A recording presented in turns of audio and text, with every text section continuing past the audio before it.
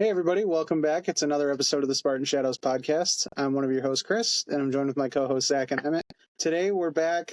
Sorry for the delay. It's been a week longer than we anticipated, but we had some technical difficulties. We had to find Emmett in Minnesota and bring him back, and then I wasn't feeling very well. Yeah. Good to go now.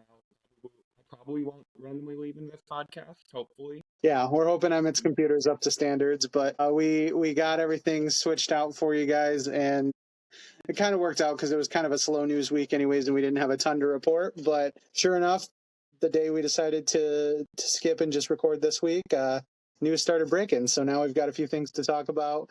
We'll update you on a couple of pieces of hockey news and then fill in some football stuff before we let you go for the day. But we appreciate everybody joining like always. And Zach and Emmett, how are you guys doing? I'm doing good. Glad to have Emmett back. I'm also glad it doesn't look like he's recording on a potato anymore. So I'm glad that is. The camera looks awesome. Obviously, last episode we did miss you, Emmett, but glad to have you back. But overall, glad that we have a little bit more news as well. I think the last episode we would have recorded had been like, what are we going to talk about, or what can we say about this specific thing? But obviously, Porter Martone, big news there. Obviously, a little bit disappointment with Gavin McKenna, but if you have to have, I don't want to say a consolation prize, but a consolation prize, Porter Martone is about as good as you get there. So we'll definitely talk about that. But yeah, just excited to talk about MSU. I know Emmett just posted his, I think it's 30, you said 37 days away from football? So 36. So he just posted that. Thursday night, so 5 weeks in one day from United the Lights against Western Michigan. Exactly, which I'm super excited about, and I'm sure you are, Emmett, as well. I cannot wait. But yeah, I'm excited for football season. I'm excited for hockey season. Excited for basketball season. Now we even have a fun exhibition match officially announced. So that is among the many things to be excited about. If you fan, obviously we're recording Thursday night. Jonathan Smith just talked to the media at the podium for Big Ten Media Days about 5-6 hours ago. At this point, I'm not in Las Vegas, sadly. Didn't want to fly across the country right after getting back from Minnesota, so I was able to watch it on TV like the rest of us. But yeah, I do want to make one statement regarding the exhibition game. UConn was probably like, hey, we want to be in the Champions Classic. And MSU is like, the good enough we can do for you is an exhibition game for the next 2 years. That's about it. So I think it's pretty funny, but it's probably not going to be like a true exhibition game. I think both of these teams are going to actually like go like really hard at it. And I think it's going to be really fun. And hopefully it gets televised this year for the game. Obviously, with it being in East Lansing next year, obviously fans will be able to attend that. But yeah, I think it's kind of funny. It's an exhibition game, and if not East Coast Spartans, please just live stream it on Instagram or something like we did with the Europe trip. East Coast Spartans, be clutch, please. Exactly. So we can watch on your potato, but it's still worth it. Yeah, absolutely. So we'll start there, actually. It was announced today that MSU and UConn scheduled a home-and-home exhibition series. This season's, like Zach and I mentioned, will be in Connecticut, and that will take place on October 28th. Next year's will be coming back to the Breslin. Obviously, they don't have a date finalized on that yet, but that'll be nice to have UConn coming to us. Obviously, exhibition, the games won't count, but continuing the trend, Tom Izzo has set the last couple of years where he's trying to get an exhibition with some top talent in college basketball and give the team a nice tough test where the score doesn't necessarily count and get some early work in before the season starts. So excited to hear about that. Obviously, it's always fun. We don't get to play UConn that often. I appreciate it, always getting a chance to go against them. Especially within the last couple of years of them bringing home a couple of national championships. So it'll be a good test for the Spartans. But the regular season series, I was actually just looking at this, between UConn and MSU. Obviously, this doesn't count as a regular season game, but we are tied 4-4 with UConn in regular season play. So interesting. It's been a pretty even series. And like I said, good to get some early season work in. So that will take place. And then also MSU basketball news to finish that up for today. Justin Thin from 24/7 reported that 3 recruits will be coming on campus during Grind Week this September. I believe each of these recruits are coming September 5th through 7th, I believe. But some pretty good names coming to campus to hopefully get locked down by Tom Izzo and staff. But we have point guard Carlos Medlock Jr., shooting guard Jasiah Jervis, and power forward Quinn Costello. So I believe all three of them are 4-star recruits, top 60, top 75-ish ranked players in the country for all three of them. So obviously big time targets and positions of need for the class. They're all class of 2026. So yeah, all three class of 2026 recruits. It should be a good batch to come have on campus. I know actually I saw AJ Hogard tweeting about Medlock. I'm saying he is the real deal and that the Spartan family should welcome him with open arms. So already getting good reviews from former Spartan players on the recruits coming in. Anything you guys want to touch on, whether it's about the exhibition or the recruits coming to campus? I know you said that obviously the score doesn't matter, and it truly doesn't for the UConn exhibition game. But we all know, like, if that score does get leaked or if that game is able to be watched on TV, we all know Spartan fans and like people on Twitter are going to be saying this is going to be the best team, like we're going to win a national championship, or if we lose, it's going to be like things are completely collapsing around MSU. That just seems like it's kind of exactly what typically comes out when it comes to exhibition games. So obviously the score doesn't truly matter towards the record, but I think you're going to see some reactions depending on how that game goes. So that's my opinion on kind of the exhibition part of it. Regarding the grind week, you can kind of tell that these are the guys that Izzo really wants. I think he's going to go get the guys that he really is focusing on for grind week because it's obviously one of the biggest kind of weeks for MSU to bring in people.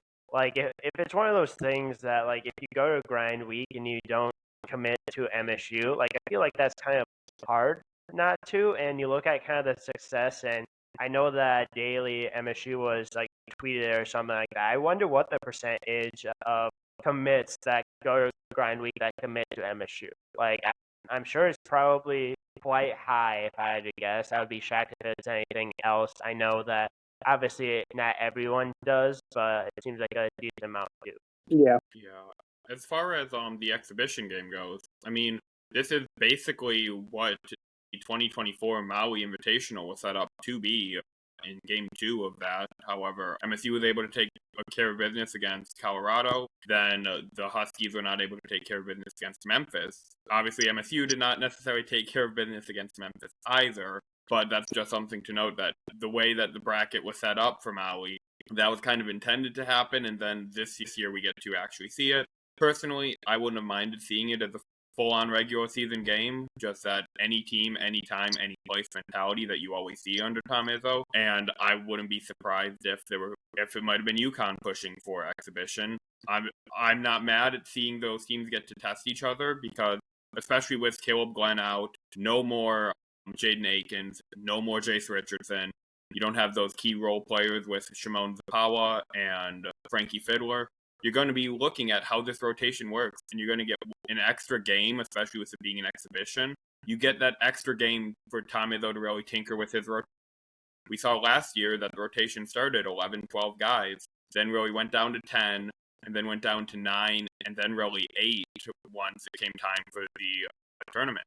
Hopefully you get to see that this year. Obviously there's concerns, especially with Caleb Glenn out, and then you also have concerns about Jesse McCulloch and his health.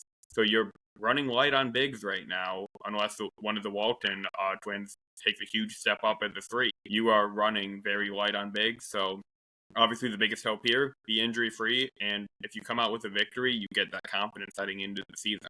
And as far as like the recruits for Grind Week, I'm very excited about that. Like Zach said, you see a high percentage of these players likely commit, because they know they're going to see what it takes. This is Tom Izzo saying, I'm showing you everything that we're going to throw at you. And if you can take that, you're meant to be a Spartan. And it's kind of that validation for these players. So hopefully you get to land 2, hopefully all 3 recruits. So I would say a successful grind week where you see 2 kids at least committing to MSU would be my definition of successful in terms of the recruiting process. Obviously, Izzo could go 0 for 3, and if he goes and wins the national championship, no one's going to remember these kids' names and the unsuccessful grind week, if that's the case. Yeah. But obviously, I'd love to see back-to-back national championships with these three players as freshmen on the next year's team. Obviously, wish upon a star, but Yeah, a little absolutely. bit of optimism. Yep, and like you guys said, having him back on grind week just puts that much more emphasis on the recruitment. Having him working with former and current NBA players and the who's who of staff and players that have came through this program, it's obviously a pretty big deal. So I don't know what prospective basketball player looking to potentially go to the NBA one day wouldn't want to be a part of that. So should be hopefully a good week. It always normally is, just to see the crew get back together, but then adding some high priority official visits, it's always a good cherry on top. So moving over to hockey, a couple of pieces of hockey news. The big one being MSU picked up a commitment from Porter Martone. First, let's just bump real quick and drop the news of the last couple of days where MSU Hockey released their non-conference schedule for next season. That has officially been confirmed. We had a pretty good idea of most of it, just because of some of the other schools releasing theirs earlier and showing what dates MSU was locked in for, but MSU confirmed it. And so the official start date to the 25-26 MSU hockey season will be an exhibition on October 3rd at MUN against Windsor. It's how the season started, I believe, last year, and I think the year before, too. We always try to play exhibition games with Windsor. First regular season series will be the 9th and 10th at MUN against New Hampshire, and then that'll be the tune-up games for MSU before they head out east to play Boston University the following weekend at B. They'll be playing there on the 17th and 18th, and then they go up to Northern Michigan on the 24th and 25th of October to play in Marquette. A couple weeks off, at least in the non-con. I think you'll see some Big Ten games potentially scheduled in there, but the Big Ten schedule hasn't been released yet. They do get Colgate November 26th and 28th in East Lansing at MUN. And then, of course, the Great Lakes Invitational is on the calendar yet again for December 28th and 29th. They'll get Ferris State in the opening game at Van Andel in Grand Rapids. And then they'll take on either Michigan Tech or Miami in the second game after that. And then, of course, tradition again, they'll have the midseason exhibition game against the U.S. National Development Program. That is January 4th, 2026. So those are all the non-conference games. Obviously, you'll have some Big Ten games scheduled in between. You'll have some off weeks, but that's what MSU's non-conference schedule looks like for this year. Overall, pretty good schedule, I would say. Not super easy, but not the toughest either. Boston University is going to be a really good team this year, so you'll have that really tough test of a team you'll probably have the potential to see should you make the NCAA tournament. And, of course, the Great Lakes Invitational is always one of the fun little tournaments you get to play every year, so that's good too. So that's the non-conference schedule. I'll move over quickly and discuss Porter Martone, and then I'll let Zach and Emmett chime in on their thoughts. But yeah, MSU, unfortunately, missing out with Gavin McKenna. I know we were all kind of sad with him committing to Penn State and then losing Isaac Howard within a day or so of each other. Once that happened, I know I talked about it. Zach and I talked about it a little bit last week, and it was throughout the interwebs.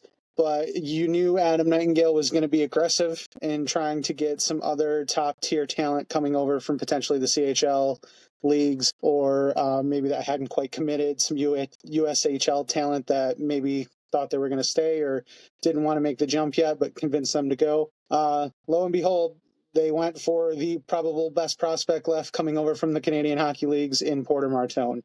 Porter Martone was the number 6 overall pick in the NHL draft this year to Philadelphia. He is a power forward playmaking type, really dynamic player. He had 98 points for the Brampton Steelheads last year in 57 games, 37 goals, 61 assists. He's big, 6'3", 205-ish right now as a 18-year-old.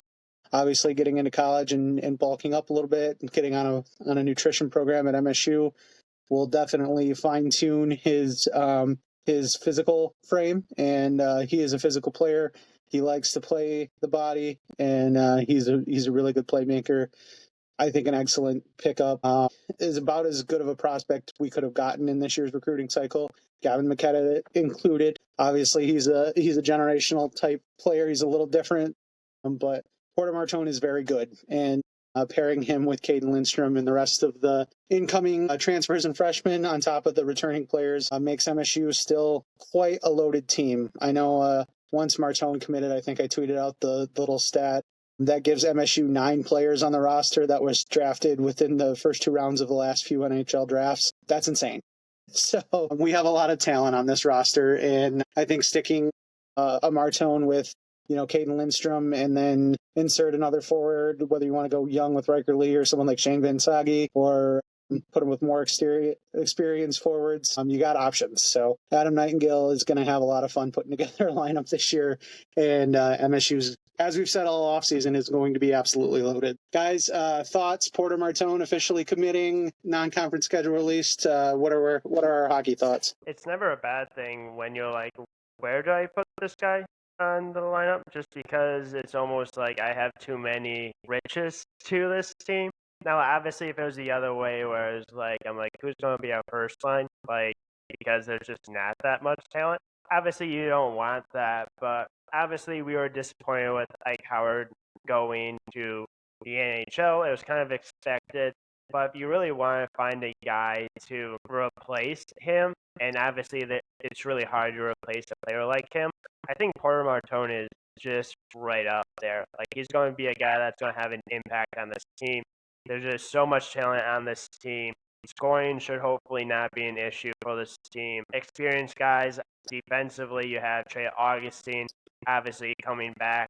I just don't think that this team as a whole is going to really take a step back. Maybe early on in the year, maybe things don't look like kind of how they did last year, because obviously last year they were pretty experienced. They had guys like Ike Howard, and the guys have a couple other guys there up there with like Charlie Stramel. Like, they may have been more veteran last year as a team, but like if you look at like the talent, you look at the scoring, and you look at the defense, you look at the goaltending. Like, if you look at this team overall, talent-wise, I think on paper you can say they're more talented than they were last year. And that's no shot at last year's team. Last year's team was extremely talented, extremely good. But if you look on paper, this might be the most talented Michigan State hockey team that has ever been put together. Now, that doesn't mean that they're going to win a national championship. We've seen the most talented team in the country not win it, and it kind of happened quite often. I'm not saying Western Michigan wasn't the most talented team last year. I don't think they were top heavy, but like, it's all about playing together. It's all about making the right plays. And I think with kind of the talent and having Adam Nightingale on the bench, hopefully this team can do that, and hopefully this team can get back to the NCAA tournament and make a run. I think Porter Martone is going to be a big part of that. I agree with Zach, and I want to add that we don't think Porter Martone is a consolation prize for losing Gavin McKenna and Ike Howard. If you think that a top 6 pick of the NHL draft is a consolation prize, you're going to be in for an awakening when you see how Martone plays with the Spartans this year. I think it's very, especially when you have him and Lindstrom both top 6, obviously pick Lindstrom being picked 4 of last year or 2 years ago draft, last year. Yeah, God, time flies. And then with this year's line, this is the entire lineup, you just look at it, you might end up with a second round pick, third line, just because of how talented this team is around it. It's not a shot on that player, but you are looking at that, you're going to have to put a player in your just at the top 9 as opposed to having those first 6. So yeah, that's a super exciting problem.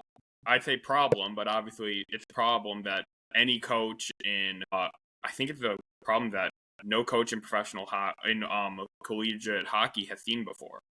Because I believe this is the most players taken in the first 2 rounds, at least according to most searches. That's at least what AI tells us. But yeah, so that is a good problem. I think that the game out in Boston is probably going to be must watch TV and going to be a good gauge for how this team is gelling early. And then if you're just flipping through, check back next time they play Penn State, which granted that's going to end up being end of the year. But I think those are going to be good games when you're coming down to tournament time to base your team off of, okay, how did the team look at the beginning of the year? Let's look at this BU film. And how did the team look at the end of the year? Let's pull up probably Penn State being late in the year. Granted, this is all assuming the Big Ten releases a schedule about the week before it happens, which I think at the rate they're delaying, is a very likely possibility. Sarcasm, of course, but the Big Ten is just going to keep delaying their schedule at this point, and it feels like the longer they delay, the more talent MSU is getting. So MSU is inevitable at this point. Exactly, and I do. Go ahead. Sorry, I was just going to say. Yeah. I was just going to say, I know that obviously the big matchup this year is going to be Penn State, MSU. Obviously, Michigan's still going to be talented. Minnesota is going to be still talented. But if Big Ten puts this Michigan State and Penn State game on Big Ten Plus that you have to subscribe to, that is one of the biggest mistakes the Big Ten has made, because that's going to be elite hockey. That's going to be some of the best teams in the country going up against each other. But now that I'm saying that, that's exactly what's going to happen, because I don't know what the Big Ten thinks or why the Big Ten does it, but they put some of the best matchups on Big Ten Plus. They don't show really great hockey, and they wonder why they don't have a ton of people watching. Maybe show the best teams. Maybe show them on Big Ten Network. Maybe you'll get more support. So if you're listening to this, please do not put on Big Ten Plus. Yeah, absolutely.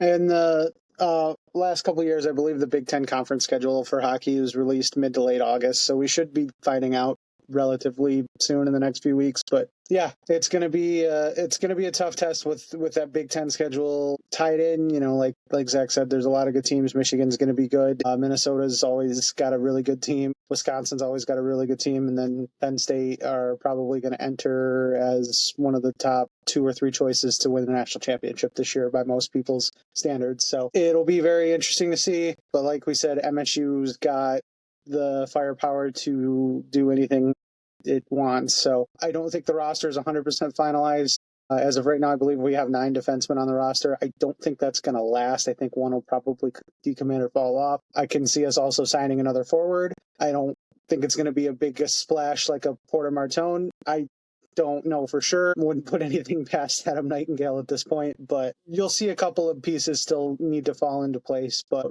with what's on paper right now, we have some very, very talented players on this team, and it's going to be a whole lot of fun to watch. So we'll switch gears over to football. Just some football news to close out this week's episode. Of note, Jason Strayhorn, the color commentator for MSU Football Radio's broadcast, he's been the broadcast partner with George Blaha for, years.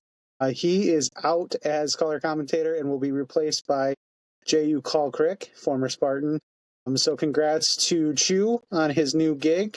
We wish, obviously, Stray the best. I know with one of his sons being in college and unfortunately being at the school down the road, I'm sure he'll want to spend some Saturdays checking out his games. But whatever Stray continues to do, I don't know if he's probably still going to be involved with the university in some regard. I don't know if the This Is Sparta podcast is going to keep him, or they're going to keep that going. Haven't really heard what his next plan is. Whatever it is, we wish him the best of luck. But congrats to Chew for his spot in the booth right next to the legend George Blaha. So good to hear for that. A little roster note. We did find out today, Emmett was very kind to tweet that out when he noticed former preferred walk-on or transfer from Hope, I believe, Jack Lamancusa, is no longer listed on the football roster.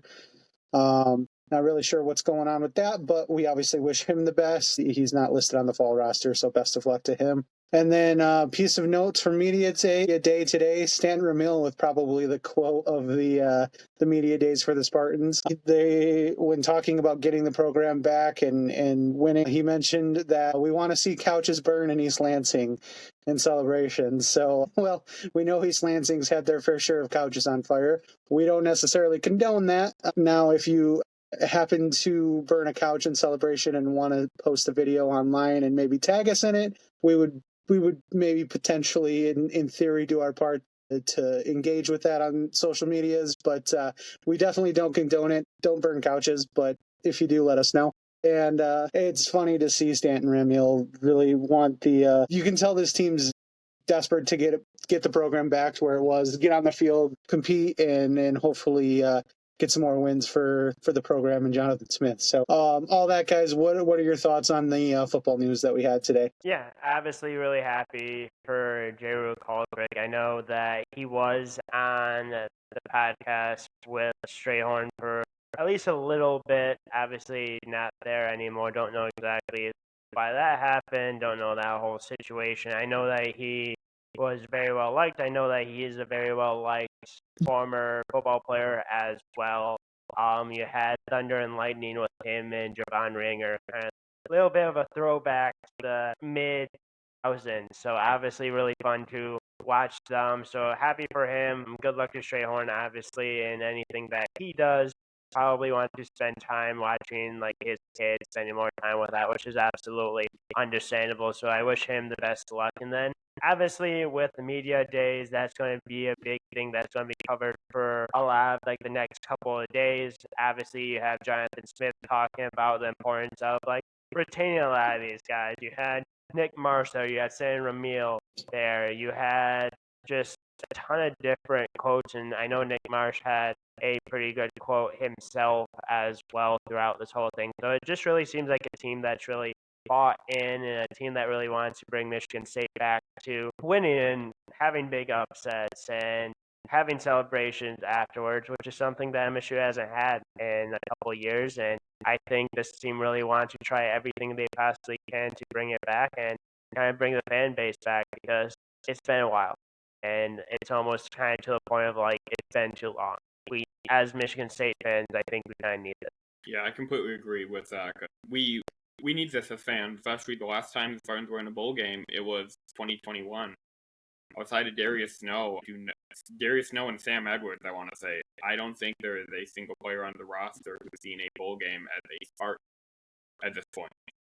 Just looking at that, that is something you want to change as a coach, as a program in general. The K9 year was really the last year of relevance for the Spartans. If we are being blunt and honest, it's the last time they had a winning season. So you want to have those upsets, and you want it to not be upsets anymore. You want it to be the standard to be competing with the Michigan, competing with the Penn State, the Ohio State. Now, I know we don't play Ohio State this year, but it's still a team that you're going to want to be competing against. You're going to want to not have them on the schedule, and then come Big Ten championship time, Michigan State's competing to get into that championship and play them.